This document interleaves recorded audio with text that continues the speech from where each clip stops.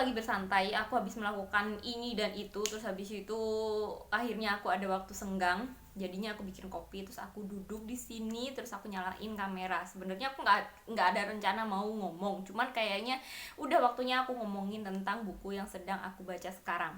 Pada akhirnya aku memutuskan untuk melanjutkan reading A to Z karena tinggal dikit lagi X, Y, Z. Kenapa nggak aku lanjutkan aja sekalian gitu. Terus untuk yang buku yang kali ini yang diawali dengan huruf X, aku baca novel yang judulnya X Kenangan yang Berpulang. Ini aku dapatnya dari Ipusnas. BTW sebenarnya aku udah tahu novel ini lama banget, bahkan dari awal aku bikin challenge reading A to Z. Karena kan aku pikir bahwa huruf X ini kan termasuk huruf yang susah untuk didapat. Jadi aku keep novel ini sampai ke huruf X. Cuman sebenarnya pada dasarnya aku nggak terlalu tertarik untuk baca novel ini. Dari awal, dari dulu aku nggak terlalu tertarik karena dilihat dari covernya itu kayak, menurutku itu kayak novel jadul. Ya emang novel ini diterbitkan tahun 2014. Terus dilihat dari judulnya juga kayak apa ya, novel ini judulnya tidak terlalu tidak puitis.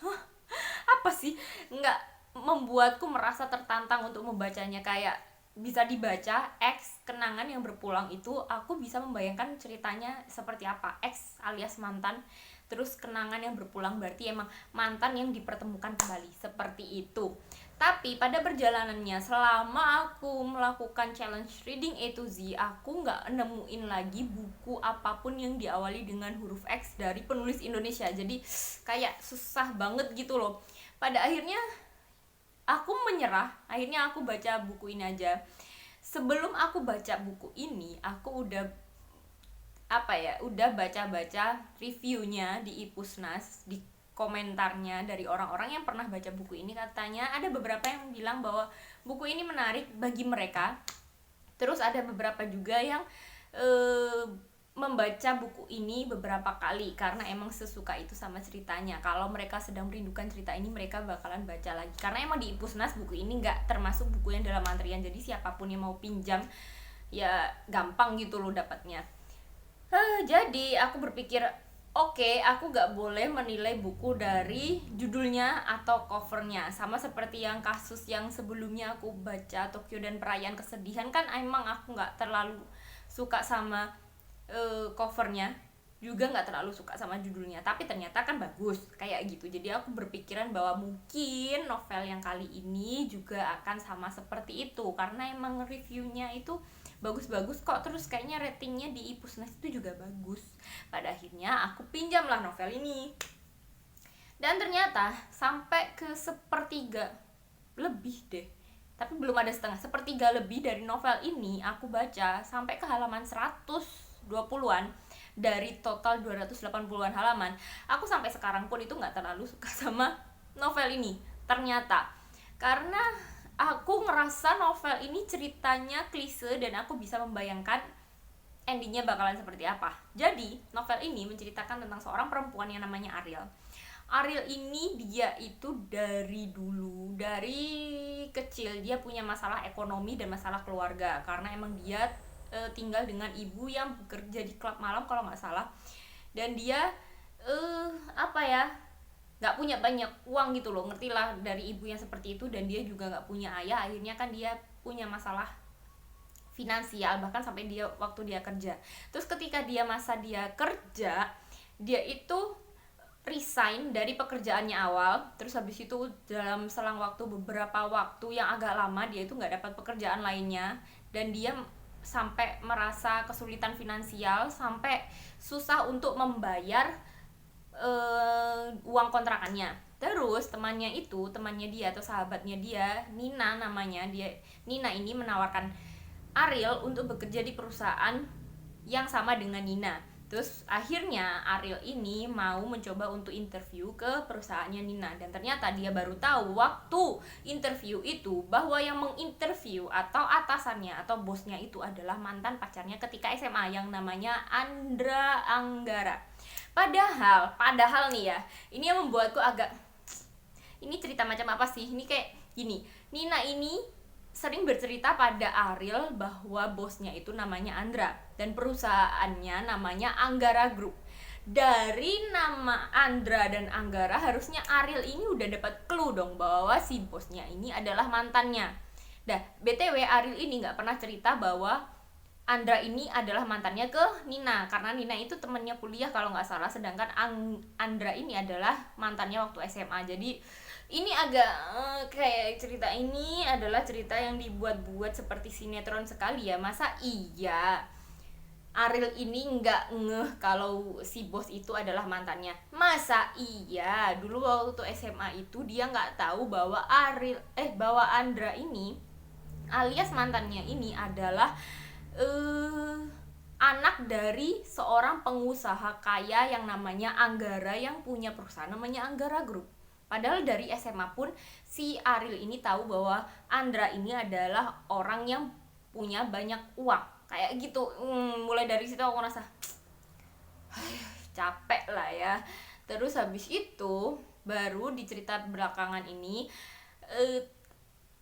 mulai terbongkar sedikit demi sedikit kenapa sampai Ariel dan Andra ini waktu SMA itu mereka putus, dan putusnya itu nggak baik-baik gitu loh. Ariel sampai bener-bener sangat nggak mau lagi untuk ketemu dengan Andra. Waktu dia di interview itu bahkan Ariel sampai berpikiran bahwa dia nggak bakalan mau masuk ke perusahaan itu karena dia nggak mau ketemu Andra. Tapi ternyata dia sangat terdesak karena dia benar-benar butuh uang. Akhirnya dia mau bekerja di perusahaan Andra, dan ternyata si Andra itu sampai waktu mereka kerja itu pun dia tetap mengejar-ngejar Ariel untuk kembali lagi ke pelukannya, sedangkan Ariel itu benar-benar gak mau balikan sama Andra.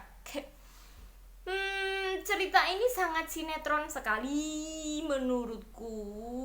Cuman aku gak tahu sampai seberapa tahan aku untuk baca novel ini. Jadi sampai di 100 halaman, 120-an halaman ini aku masih berusaha untuk menahannya. Kali aja di belakang nanti ada cerita yang membuatku tertarik. BTW untuk putusnya itu belum jelas kenapa. Cuman untuk sifat-sifat mereka yang untuk Andra dan Ariel ini, mereka ini emang dijelaskan dari masa SMA dulu itu mereka adalah mereka adalah pasangan yang saling melengkapi tapi juga saling berkompetisi. Karena keduanya ini ketika waktu SMA mereka ini sama-sama anak yang sangat berprestasi, alias anak yang dapat peringkat 1 dan 2 paralel, dan ini saling berkompetisi. Tapi mereka pacaran, tapi berkompetisinya itu kadang dengan cara yang tidak baik, terutama dari Andranya. Andra ini sering mengganggu Ariel ketika Ariel sedang mengerjakan tugasnya agar nilainya Ariel ini bisa jatuh. Kayak gitu sih. Cuma aku ngerasa aneh gitu loh. Emang dari SMA itu kan mereka Andra ini udah red flag. Tapi kenapa si Ariel waktu SMA itu sebucin itu sama Andra? Mungkin cuma karena Andra ini adalah orang yang ganteng. Terus dia itu ke orang lain, si Andra ini adalah orang yang murah hati ke orang lain. Dia itu sering bagi-bagi uang gitu loh ke orang-orang yang nggak mampu di sekitarnya. Kayak aku ngerasa aneh aja. Padahal Ariel ini kan sadar bahwa Andra itu berusaha untuk menjatuhkan nilainya, tapi dia tetap bertahan karena dia itu cinta sama Andra yang terlihat seperti malaikat ke orang lain. Ini aneh, tetap aneh bagiku. Kenapa Ariel mau sama Andra padahal dia tahu bahwa Andra ini udah red flag? Gak masuk akal menurutku cerita ini. Terlalu dibuat-buat. Kisah cintanya Ariel ke Andra dari SMA itu aneh bagiku sih. Jadi I don't know aku bakalan tahan untuk baca ini atau enggak.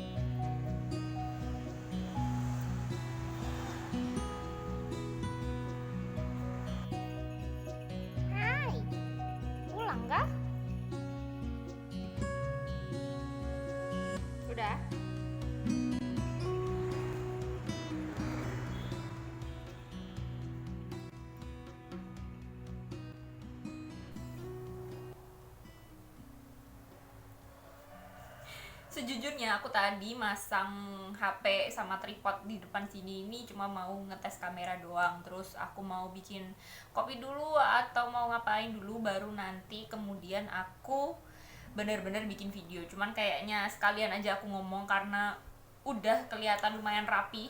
Penampilanku juga masih lumayan, masih kelihatan segar. Jadi sekalian aku ngomong daripada nanti-nanti terus aku udah kucel.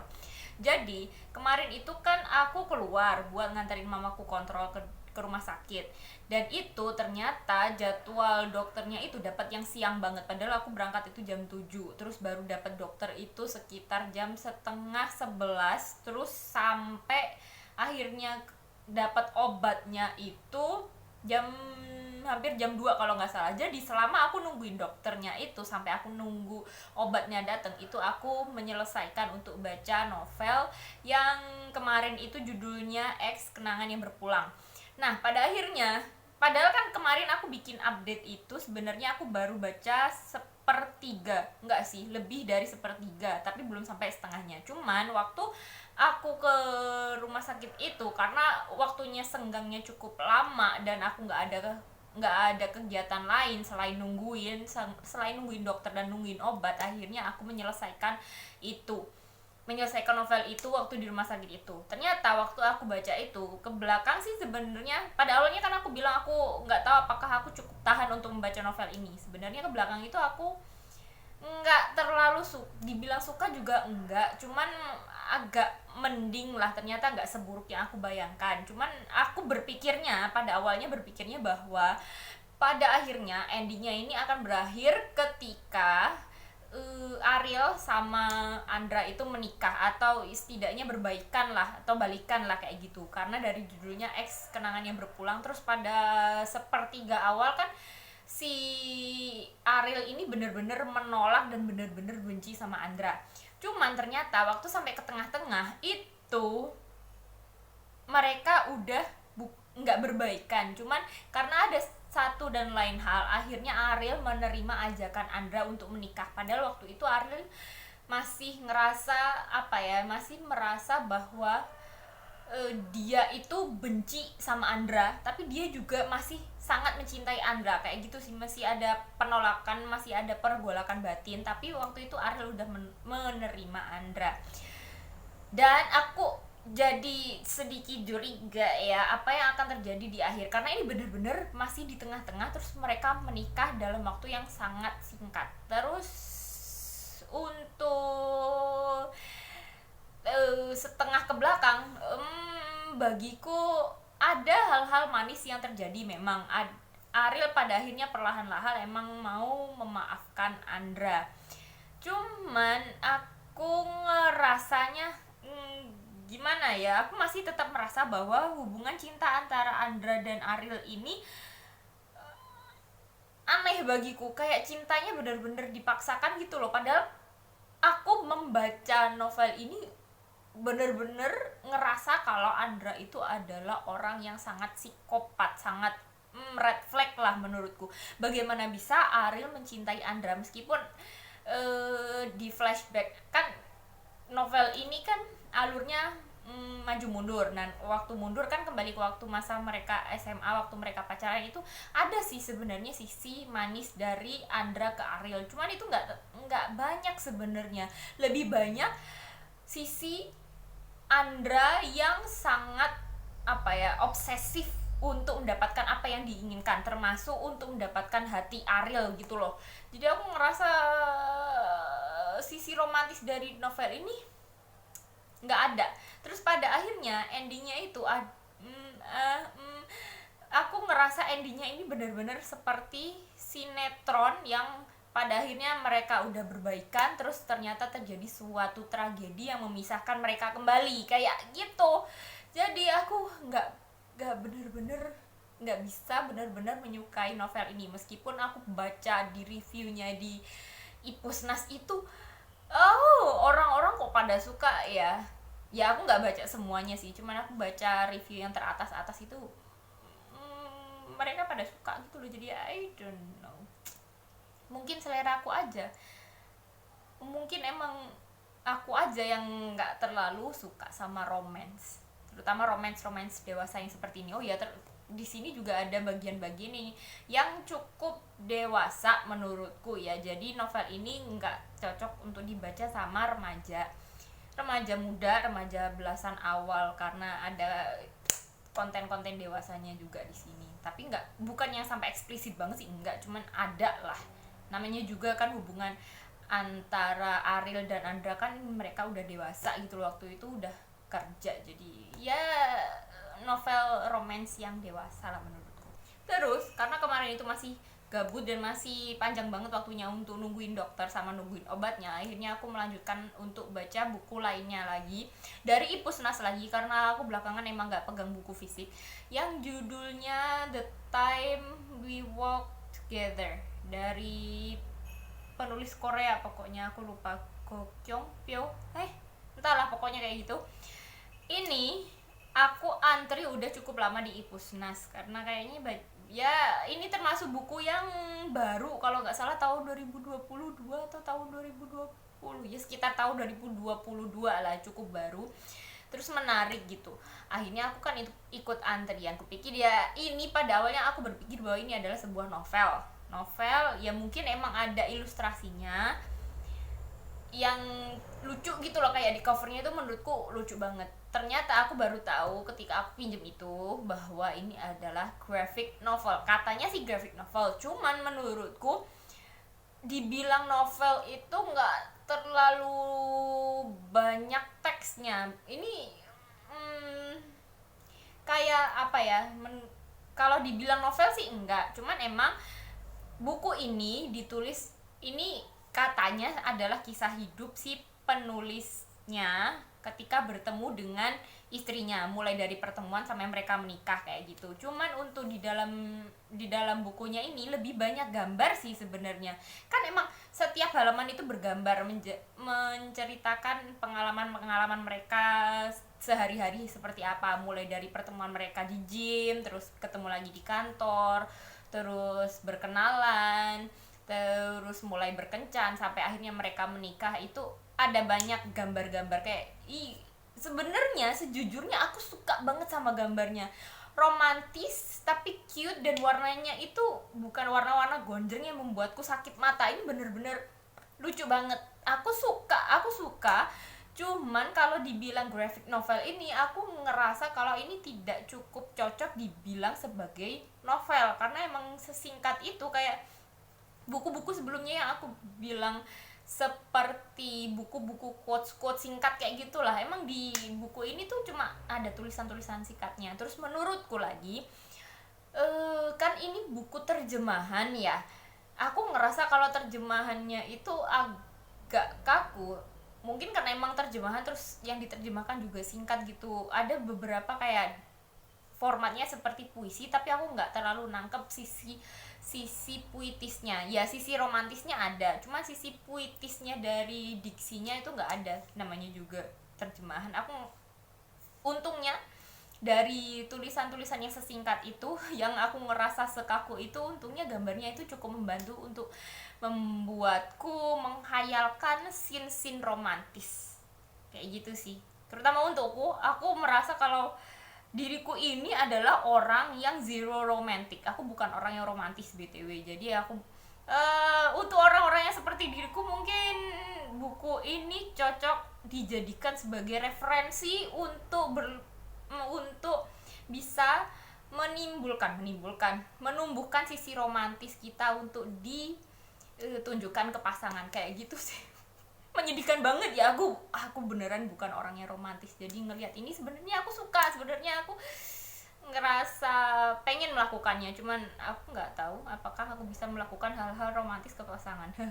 Oh ya, tambahan lagi, kemarin itu aku kan ternyata menyelesaikan buku yang The Time We Walk Together. Itu cepet banget ya, karena emang cuma banyak gambarnya sih, mungkin 1 jam, nggak ada 1 jam, 1 jam lah sekalian aku sambil menikmati gambarnya, itu sekitar 1 jam. Terus setelah itu aku melanjutkan lagi untuk baca buku lainnya yang judulnya Ting. Ini sebenarnya aku udah tertarik itu udah dari bulan lalu kalau nggak salah, karena covernya itu menurutku lucu. Ada covernya itu warnanya merah, terus tulisannya itu warnanya Ting, itu warnanya kuning. Terus habis itu cuma ada gambar anak kecil yang dimasukkan ke tong sampah, dan ini menurutku lucu. Terus dilihat dari deskripsinya, aku ngerasa kalau buku ini menarik untuk kubaca karena ini menceritakan tentang seorang anak kecil yang dia itu dari keluarga yang sangat sederhana, hampir nggak kekurangan banget tapi sangat sederhana, dan dia itu sangat menyayangi ayahnya. Terus habis itu ayahnya meninggal, padahal ayahnya itu adalah orang yang selalu melindungi dia, selalu menjadi pegangan hidupnya. Ting ini nama bocah kecil itu. Ting ini dia berpegangan pada ayahnya, tapi ketika ayahnya meninggal dia itu kayak kehilangan pegangan hidupnya. Terus ya udah sih, aku nggak tahu ceritanya akan seperti apa, jadi kayaknya ceritanya bakalan sedih tapi juga heartwarming. Aku sih berharapnya seperti itu. Cuman aku ngeliat di Goodreads itu belum ada yang review, belum ada tulisan review sama sekali. Terus yang nge-rate itu cuma 2 orang, padahal kalau di Ipusnas itu udah ada beberapa yang review sih, cuman emang nggak banyak. Novel ini termasuk novel yang nggak dibilang baru banget juga enggak, tapi mungkin kurang promosi aja. Padahal menurutku dari blurbnya, dari covernya itu cukup menarik. Jadi kalau untuk novel yang ini aku bakalan kasih reviewnya yang lebih lengkap lagi setelah aku baca itu di video berikutnya. Jadi sekian videoku kali ini, semoga kalian masih mau mendengarkanku ngomongin tentang buku-buku yang aku baca, terus kalian juga tertarik untuk lebih rajin membaca lagi. Sekian, terima kasih. See you next time. Goodbye.